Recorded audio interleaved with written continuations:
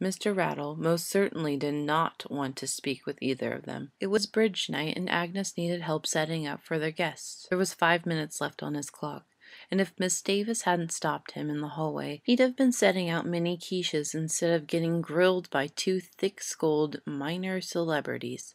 On the whole, it was a simple matter that they, in particular the girl, failed to grasp. "But I'm single," Hermione stressed. "I've never been married." "You're married," Rattle repeated for the third time. "You keep saying that." Hermione whipped her head toward Snape. "Why does he keep saying that? We're not married. We would know if we were married, and clearly we aren't married." Severus opened his hands in speculation, and focused his attention on pertinent details. Mr. Rattle sighed heavily. "I will admit that your contract of betrothal is highly unusual this day and age. Although it was once fairly standard in arranged marriage, your contract was signed by your legal guardian. In this case, both of you share the same guardian, Albus Dumbledore, who signed on your behalf." Hermione was stunned silent. Severus appeared marginally bored. "There had been a time I enjoyed the expression of befuddlement on people's faces when they learned they had been well and truly shafted by the barmy old bastard," Severus muttered, sotto voice. "This rather puts an end to that." Mr. Rattle adjusted his reading glasses. "Furthermore, your guardian attested that he officiated at your wedding. The marriage certificate has been witnessed and notarized by several prominent members of the Wizengots, as well as the International Confederation of Wizards, for which he signed as the Supreme Mugwump. You were indeed married. By my math, last Thursday was your 7th-year anniversary. Congratulations." "But that never happened," Hermione railed. "My dear, are you suggesting the esteemed members of Wizengamot committed perjury?" "I'm suggesting that Albus Dumbledore was lying. Malicious bastard! He wasn't some genius visionary leader. He made plans for us like a syphilitic drunk. And you!" Hermione pointed an accusatory finger at Snape. "How can you just sit there and take this?" Severus glanced at the harridan blandly. "Shall I cry? Do you think that would help?" "Couldn't you do something other than just sit there? You don't even seem to care. Aren't you the least bit concerned that we're married? Without our consent? Us, of all people? As if! The very notion is absurd." "You forget, I'm accustomed to being manipulated by Albus's whims. This is infinitely more pleasant than some of the other surprises he's dropped on me. If this is all he's done to you, consider yourself lucky." "But I only gave him guardianship in case things went pear-shaped for the Order. He said it would be better since my parents are Muggles. It was only supposed to be in case of emergencies. I never authorized him to do this. Never!" "More fool you. At least you had a choice in accepting his guardianship. He required it of me." "Yes, well, there it is," Mr. Rattle said, laying down their paperwork. He glanced at the clock and winced. Agnes would have his head if he didn't get home. "If you don't like the arrangement made on your behalf, I suggest you find a way to unmarry.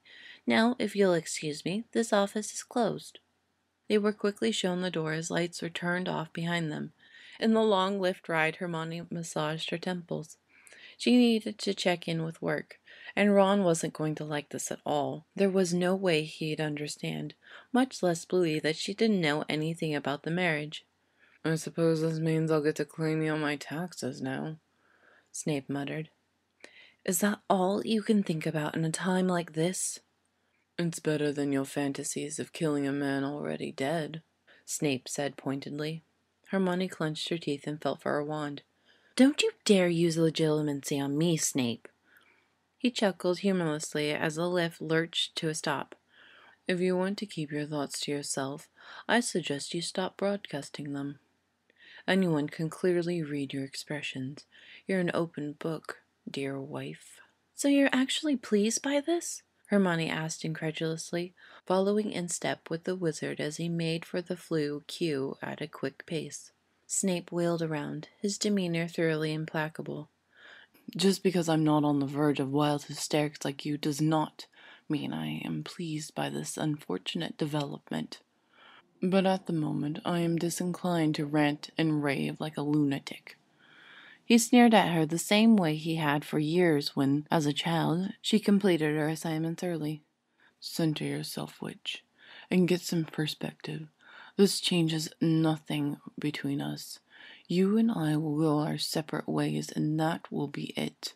We are married on paper only, and not even in name."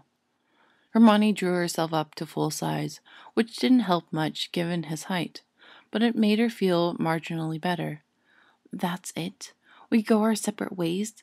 It may be fine and dandy for you. You're a lifelong bachelor with no prospect of marriage, but I actually want to get married one day." "To Weasley?" he asked, taking his place in the queue as workers rushed to put the ministry far behind them. "No, you don't. If you wanted the Weasley whelp, you would already have married the boy." He'd asked, of course, 4, no, 5 times, but Hermione hadn't been ready. They'd been too young, too impulsive, too soon after the war, too soon after taking a new job, far too busy with her important work. She didn't want to rush into marriage. Well, it was a bit late for that now. "I have other love interests," she said indignantly. Snape raised an eyebrow. "I could have other love interests." Hermione jutted out her chin stubbornly. The cute guy at her favorite coffee shop made hearts in her mocha foam. One day after she learned his name and got him over his irrational fear of talking to her, they'd take marvelous trips around the world to view art and absorb culture together. Then they'd have their 3 very gifted, well-behaved children with above-average intelligence and darling names. They'd also form a choral group and go on highly acclaimed tours before eventually settling down to open a winery. It could happen. Snape only hummed noncommittally.